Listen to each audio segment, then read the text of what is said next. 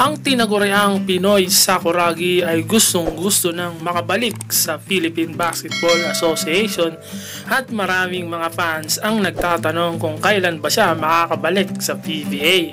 Hindi itinago ni Magnolia veteran Mark Pingris ang kagustuhang gumaling agad mula sa injury, lalo pat nakasama siya sa 2019 PBA All-Star Reserve. Bagamat isang taong nang nabakante sa paglalaro si Mark Pingris, nagka-ACL injury noong March 2018, hindi pa rin nawalan ng kumpiyansa ang bawat PBA coach sa kakayahan ni Pinoy Sakuragi matapos mapili ngayong 2019 PBA All-Star.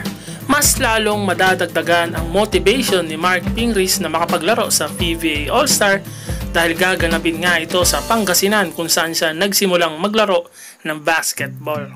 Ayon nga kay Mark Pingris ay kung palalaroin siya ay okay lang sa kanya, para naman daw sa mga fans na taga Pangasinan yun.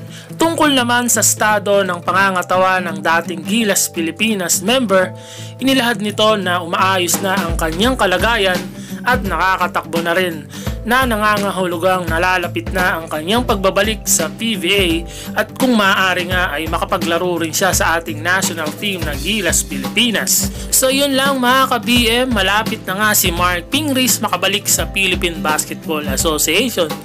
Pwede pa ba si Mark Pingris sa ating national team na Gilas Pilipinas?